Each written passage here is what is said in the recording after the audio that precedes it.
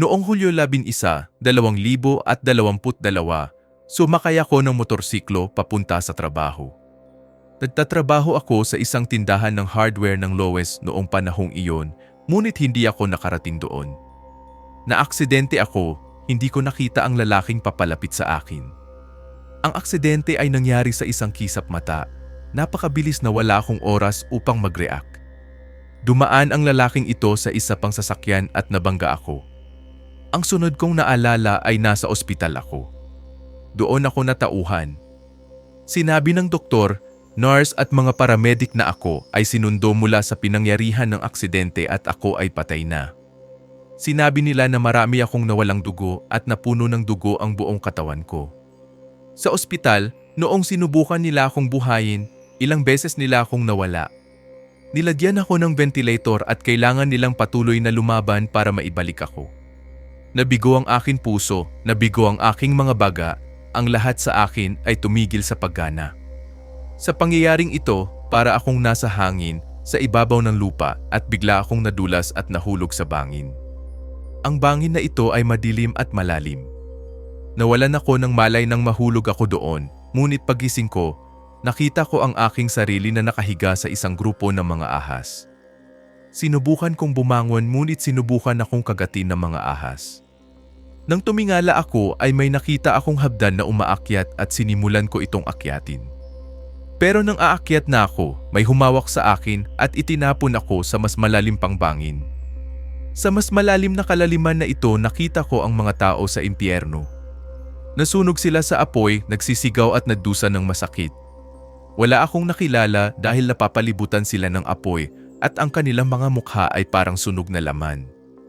Ang amoy ay hindi mabata, kakilakilabot. Ito ay tulad ng sobrang sinunog na inihaw na manok, ngunit mas masahol pa. Ang amoy na ito ay kumakalat sa lahat ng dako. May nakilala akong dalawang nilalang doon, ang isa ay isang demonyo at ang isa ay si Satanas. Sinabi ni Satanas na sa akin ang lugar na ito. Sumagot ako na hindi ito bagay. Ang demonyo naman, kailangan daw niya ang kaluluwa ko. Sabi ko, hindi pwede sa kanila kasi hindi naman ako bagay doon. Nakipagtalo ako sa mga nilalang na ito. Ang kanilang anyo ay kakilakilabot, ang kanilang mga mata ay parang ningas ng apoy at sila ay may mga sungay na gaya ng sa mga baka na umaabot mula sa magkabilang gilid ng kanilang mga ulo. Mahirap tingnan ang mga mukha nila. Bagamat wala akong naramdamang takot sa kanila, kitang-kita ko ang kanilang kasamaan sa kanilang hitsura at kalikasan. Sa buong paligid ko nakita ko ang ibang mga tao na nagdurusa sa impyerno, ang kanilang mga hiyawan at sakit ay kakilakilabot. Kahit kasama ako sa kanila, hindi ko naramdaman ang sakit na tulad nila. Nakita ko rin na ang impyerno ay may ilang iba pang mga lugar at pasukan na humahantong sa ibang mga lugar. Lahat ng mga taong nagdurusa doon ay mukhang kahindik-hindik at nakakatakot ang amoy. Tulad ng sinabi ko, ang amoy ay parang sinunog na karni, ngunit mahirap ilarawan ng eksakto. Ito ay lubhang kasuklam-suklam. Wala akong makilala o makausap kahit kanino doon, panoorin mo lang ang kanilang paghihirap. Ang impyerno ay madilim at puno ng sakit at sa aking naranasan, alam kong walang gustong mapunta sa danoong uri ng lugar. Ang unang demonyong nakita ko ay si Satanas at ang pangalawa ay isang demonyong nag-iisa. Si Satanas ang kumausap sa akin. Napakatangkad niya, mga 3 metro ang taas. Sinabi niya sa akin na isa ako sa kanila, ngunit sinabi kong hindi ako bagay doon. Pagkatapos noon ay nakatagpo ako ng isa pang demonyo na nagsabing kailangan niya ang aking kaluluwa. Sumagot ako na hindi nila ito makukuha. We argued like hell pero hindi nila ako kayang talunin dahil patuloy akong lumalaban at lumalaban. Nang hindi ako matalo ni Satanas, isang hagdan ang lumitaw sa kailaliman at nagsimula akong umakyat dito patungo sa langit. Ang hagdan ay metal tulad ng yero. Habang umaakyat ako, pakiramdam ko ay hindi na ako makakarating doon, ngunit patuloy akong umaakyat. Sa wakas ay hinawakan ako ng isang anghel at hinila ko sa tuktok ng hagdan at napunta ako sa langit. Sa langit ay nakita ko ang isang magandang hardin ng mga anghel na may maraming anghel na umaawit. Ang kapaligiran ay ganap na naiiba mula sa impyerno, mayroong kapayapaan, kaginhawahan at kagandahan. Ang mga anghel ay napakatangkad, marahil 2 o 3 beses sa aking taas. Marami ang naglalarawan sa mga anghel na may mga pakpak, ngunit ang mga anghel na ito na nakita ko ay hindi may pakpak. Nakasuot sila ng mahahabang puting damit na kumikinang na napakahirap tingnan. Ang mga damit ay kumikinang na parang araw. Napakaganda ng mga anghel, parang mga espiritong humanoid. Dinala ako ng Diyos sa impyerno, salamat sa mga panalangin ng aking mga magulang. Ang aking ina at ama ay patuloy na nanalangin para sa akin at sa aking pamilya na humihiling sa Diyos na ilapit ako sa Kanya. Naniniwala ako na ang kanilang mga panalangin ang naging dahilan upang ipakita sa akin ng Diyos kung ano ang impyerno at dalhin din ako sa langit. Nang dalhin ako ng Diyos sa langit, hinawakan niya ang aking kamay at sinabi, "Ito ang langit." Sumama ako sa Kanya at nakita ko kung ano ang langit. Sa aking kaliwa ay nakita ko ang mga anghel sa isang magandang hardin. Maganda ang pagkanta ng mga anghel sa paraang hindi ko pa narinig. Ang kanilang kanta ay hindi kapani-paniwalang maganda. Nang tumingin ako sa kanan ko, nakita ko ang isang maliwanag na figura na nagnining tulad ng araw, tulad noong panahon ng pagbabagong anyo ni Jesus. Hindi ako sigurado kung si Jesus iyon. Lumapit ako sa Kanya at hinawakan ang paa niya. Sa aking subconscious na isip ko, ito ay dapat na si Jesus. Sinimulan kong kausapin siya at sinabing, "Ikaw si Jesus." Sumagot siya, ako si Jesus." Nagpatuloy kami sa pag-uusap at sinabi niya, "Ito ang langit." Dinala ako ni Jesus sa isang malaking silid ng pagpupulong. Ang lahat sa silid ay ginto, ang mga mesa, upuan at mga dilid ng mesa ay purong ginto. May isang basket na puno ng prutas sa mesa. Sinabi ni Jesus, "Ang mga prutas na ito ay inihanda para sa iyo. Kumain ka na lang." Kumuha ako ng isang prutas at kinain, masarap talaga. Pagkatapos nito ay nawala si Jesus at hindi ko na siya nakita. Bumalik ako sa hardin ng mga anghel para tingnang mabuti ang kanilang ginagawa. Tumingin sa akin ang mga anghel at mumiti sa akin. Napakaganda ng kalangitan na mahirap ilarawan sa mga salita. Pinapayuhan ko ang lahat na dapat nilang gawin ang lahat ng kanilang makakaya upang makarating sa langit dahil ang langit ay isang lugar na may ganap na kakaibang pakiramdam. Ito ay isang lugar na may ibang uri ng ginhawa at kapayapaan. Ito ay isang magandang kapaligiran, isang magandang lugar upang maging. May mga puno at may mga magagandang puno na may iba't ibang bunga. Makikita mo ang mga lawa, talon at iba pa. Napakaganda talaga, tulad sa hardin ng Eden kung saan naroon sina Adan at iba. Ang langit ay isang lugar na parang paraiso, tulad ng hardin ng Eden, napakaganda. Mayroong lahat ng uri ng mga punong namumunga at lahat ng naroon ay maganda. Ang langit ay isang lugar kung saan ang kapaligiran ay ganap na naiiba, ito ay napakaganda. Ang mga anghel na nakita ko doon, ang Jesus na nakita ko, at ang hardin kung saan ko nakita ang iba't ibang mga prutas na ito, may tubig, mga alawa, ito ay isang ganap na kakaibang lugar. Ito ay isang kahangahangang lugar upang maging. I love being there. Sabi ko kay Jesus, ayoko nang bumalik dito dahil napakaganda. Gusto kong manatili dito kasama ka. Gayunpaman, sinabi sa akin ni Jesus na hindi tinababalik kita dahil may trabaho ka para sa akin. Pagkatapos ng sandaling iyon nang sabihin yon sa akin ni Jesus, nasa ospital ako. Na-hook up ako sa EKG machine na iyon o kung ano pa man yun. Napansin ng head nurse na kumikislap ang device at nagsimulang magpatunog ng alarm kaya humingi siya ng doktor. Dumating ang doktor at sinabing buhay ako kahit patay na ako at ngayon ay bumalik. Namangha ang mga doktor at nurse sa nangyari. Nangyari ito bago ako napadpad sa impyerno kaya't nasa impyerno muna ako at mula doon napunta ako sa langit. Bumalik sa akin ang buhay sa langit. 3 beses huminto ang puso ko at sinabi ng mga doktor at nurse na hindi na ako makakaligtas dito. Naghanda sila para sa libing ko dahil sigurado silang hindi ako aabot. 3 beses na akong namatay. Hindi ko pa naipaliwanag lahat ng pinagdaanan ko pero sobrang sakit ng nararamdaman ko sa ospital. Kakaiba na may mga sakit na hindi ko naramdaman pero sa ospital sobrang sakit ang naramdaman ko na ayaw ko nang mabuhay. Tinanong ko ang Diyos kung bakit ako ibinalik kung ako ay sobrang sakit. Bakit pa ako ibabalik kung kailangan kong magdusa ng ganito? Sa sobrang sakit ay iniisip ko kung gusto ko bang manatiling patay kapag hindi ko na kaya ang sakit. Ngunit habang nagdarasal ako sa ospital, gumawa ang Diyos ng mga himala. Ang kanyang tulong ay palaging nandyan at tinulungan niya ako sa mga problema at sakit. Maging ang mga doktor ay nagsabi na kapag ako ay nakaligtas dito, hindi na ako muling lalakad, ako ay baldado habang buhay. Sinabi ko sa doktor na hindi ako naniniwala. Hindi ko tatanggapin ang kapalarang iyon.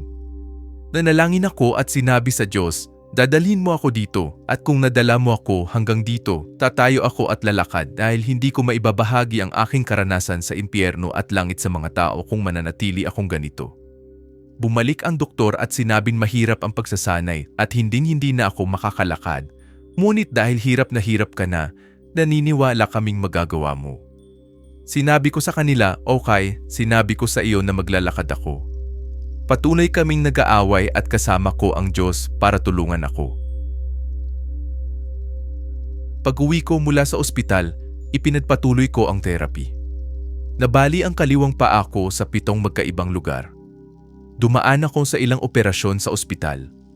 Pag-uwi ko mula sa ospital pagkatapos ng rehabilitasyon, gumawa ako ng rehabilitasyon sa bahay at tinulungan ako ng mga nurse. May isang gabi na sobrang sakit ng kaliwang binti ko at napansin kong mas maiti ang kaliwang binti kaysa sa kanan. Sabi ko, Diyos ko, paano mo hahayaang mangyari ito sa akin? Paano magiging mas maitli ang isang binti at mas mahaba ang isa? Sabi ko, kailangan mong gawin itong kaliwang binti na kapareho ng haba ng kanang binti. Nagdadasal ako noong gabing iyon, hating gabi na, at ginising ko ang aking asawa at sinabi sa kanya, may humawak sa aking mga binti. Naramdaman kong may kamay na humawak sa aking binti at hinila ito.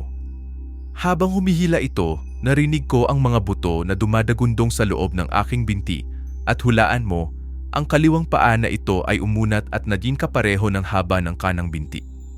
Ito ay isa pang kamanghamanghang bagay na ginawa ng Diyos. Sa pangalawang pagkakataon ay nasa kwarto ako at nagdasal pa lang. Sabi ko, Diyos ko, paano ako makakalakad muli ng normal? Pakiramdam ko ay binibigyan ako ng problema nitong binti ko at naramdaman ko ang sinabi ng doktor.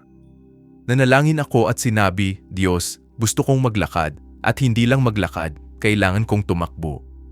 Pagkatapos ay narinig kong may bumulong sa aking tainga at iyon ay ang banal na espiritu na nagsasabing, tumayo ka at tumakbo. Sabi ko, bumangon ka at tumakbo. Halos hindi ako makalakad, paano ako tatakbo? Pero napagdesisyonan ko na gagawin ko. Tumayo ako at tumakbo sa paligid ng bahay at lumabas ang aking asawa dala ang kanyang telepono na kumukuha ng mga larawan. Ipinadala niya ang larawan sa kanyang anak na babae at sinabing, tingnan mo, may kakilakilabot na nangyayari dito. Nagsimula siyang tumakbo sa paligid ng bahay. Sinabi ko sa aking asawa, alam kong isa kang Hindu, ngunit nakikita mo ba ang lahat ng mga himalang ito na ginawa ng Diyos sa pamamagitan ko? Sa akin mula sa kabuluhang ito at tingnan mo, pinapagaling niya ako. Anya, nakikita ko iyon, ngunit bilang isang Hindu mahirap pa rin mag-convert. Pero nagtatrabaho pa rin ako sa kanya, ipinagdadasal siya. Lumaki ako sa isang pamilyang Romano-Katoliko at hindi kami nagbabasa ng Biblia at hindi namin naiintindihan kung ano talaga ang itinuro ng Biblia dahil hindi talaga ipinaliwanag ang Biblia sa simbahang Romano-Katoliko. Nagbabasa lang sila ng mga kasulatan mula sa Biblia at iyon lang. Gumawa kami ng sign of the cross gamit ang banal na tubig at lumuhod at iyon na. Wala akong alam tungkol sa kilusang Pentekostal. Nang pumunta ako sa Louisiana, sinabi ng aking ama, magsesermon ka sa isang simbahan sa Louisiana. Sabi ko, hindi ako mangangaral. Sabi niya, mangangaral ka. At kaya nangyari na ako ay nasa isang Pentekostal na simbahan sa Louisiana na may isang kongregasyon na halos 500 katao. Sabi ng tatay ko, halika rito at mangaral. Sabi ko, hindi ako mangangaral, hindi nga ako marunong magbasa ng Biblia. Paano ako mangangaral? Sabi niya, mangangaral ka, gusto ng pastor na mangaral ka. Naisip ko, anong nangyayari dito? Pumunta ako doon, kinakabahan ako. Emoy, sabi ni tatay, humayo ka at mangaral. Sabi ko, o Panginoon, naalala ko ang isang kasulatan na nagsasalita tungkol sa 10 birhen, 5 mangmang at 5 pantas at nagsimula akong mangaral tungkol dito, lumapit sa akin at hindi ko ginawa, hindi ko man lang naalala ang sinabi ko, ngunit nang mangaral ako, namangha ang buong simbahan at sa pagtatapos ng sermon, kinamayan niya ako at sinabing, pupunta ka para mangaral sa susunod na linggo, mahal namin ang iyong ginawa. Sabi, ngunit hindi ako mangangaral. Sabi niya, wala kaming pakialam kung mangangaral ka o hindi, ngunit nagustuhan ng mga tao ang sinabi mo at mangangaral ka sa susunod na linggo. Talaga? Sabi ng tatay ko, hindi ako pupunta. Sabi ko, sige, sasamahan kita sa simbahan pero hindi ako mangangaral. Pumunta ako roon at naupo sa gitna ng iba, hindi mangaral. Ngunit sinabi ng aking ama, sumama ka sa akin sa sulok ng kalye sa Louisiana, mangangaral tayo sa kalye. Sabi ko, good. Pumunta kami roon at nangaral kami sa lansangan. Sumunod ay kumuha ako ng trabaho sa malayo sa pampang sa Gulpo ng Mexico kung saan nagtayo kami ng mga deck ng bangka. Ang mga kasamahan ko sa trabaho ay pumupunta sa bar gabi-gabi, party at inuman. Namuhay sila ng masama at hindi nila kasama ang mga babae, ngunit umiinom sila at hindi namuhay ng magandang buhay. Ayokong sumama sa kanila and they started calling me all names. Tanong nila, bakla ka ba? Bakit ayaw mong sumama? Sabi ko, Manong, makinig ka. Hindi ito tungkol sa iniisip mo, pero hindi lang ako komportable sa pag-inom mo at paggawa ng mga bagay na ito. Ngunit patuloy nila akong inaatake at sinabi ko, sige, gusto mo ako sa iyo, sasama ako. Sumama ako sa kanila isang gabi ng Biyernes at uminom sila kasama ko. Ngunit hindi ako isang malakas na uminom. I only had a couple of beers, but still drinking is drinking. You know, so I walked away from this lifestyle because I started hang out with these coworkers that I was working with, and when I had this accident, naalala ko ang mga salita ng aking ama at ina na sinabi nila sa akin, ikaw ay tumatakbo mula sa Diyos. Gusto naming makita kung gaano katagal ka tumakbo mula sa Diyos. Dahil dadalhin ka ng Diyos sa Kanya at gagawin mo ito hindi tulad ng kung paano Kanya kukunin. Dadalhin ka niya sa madaling paraan o kaya niyang dalhin ka sa mahirap na paraan. It's your choice. Sabi ko, hindi ako naniniwala sa lahat ng sinasabi mo. Pero noong naaksidente ako at nasa ospital ako, doon ko naalala ang mga katagang umalingaw-ngaw sa aking isipan, ang mga katagang naisip ko. Sinabi sa akin ng ama at ina at nagkatotoo ang mga ito, dinala ako ng Diyos at dinala niya ako sa mahirap na daan. Dayon dinagawa ko na ang dapat kong gawin. Nang sabihin ni Jesus na ibabalik niya ako dahil may gagawin ako para sa Kanya, ito ang dapat kong gawin. Kailangan kong mangaral at magbahagi ng patotoo dahil gusto kong makita ng mga tao at manunood kung ano ang impyerno at langit. Ang langit ay isang lugar na gusto nating lahat na puntahan at ayaw kong may mapunta sa impyerno. Nais kong mapunta sa langit ang lahat at iyon ang dahilan kung bakit kailangan nating gawin ito. Kaya naman sana ay makita ng mga manunood ang video na ito at ibigay ang kanilang buhay sa Diyos. Hindi ako kailanman naniniwala na may impyerno o langit. Narinig ko ang tungkol sa impyerno at langit, ngunit hindi ako naniniwala na may ganoong lugar. Ngunit pagkatapos pumunta doon at masaksihan kung ano ang impyerno at langit, masasabi kong 100% akong mananampalataya. Ang impyerno ay umiiral, ang langit ay umiiral. Salamat sa Diyos sa pagkakataong ito na ibahagi ang aking patotoo upang makita at maniwala ng mga manunood na may impyerno at langit. Maaari nilang ibigay ang kanilang buhay sa Diyos dahil iisa lamang ang daan patungo sa kawalang hanggan at iyon ay sa pamamagitan ni Jesucristo, sa pamamagitan ng Kanyang kamatayan, libing at muling pagkabuhay. Kung matatanggap nila na si Jesus ay namatay para sa mga kasalanan ng mundo at mahal sila ni Jesus at nais na mapunta sila sa langit, ang kanilang tahanan, pagpalain sila kapag napanood nila ang video na ito. Sa pangalan ni Jesus ako ay nagdarasal.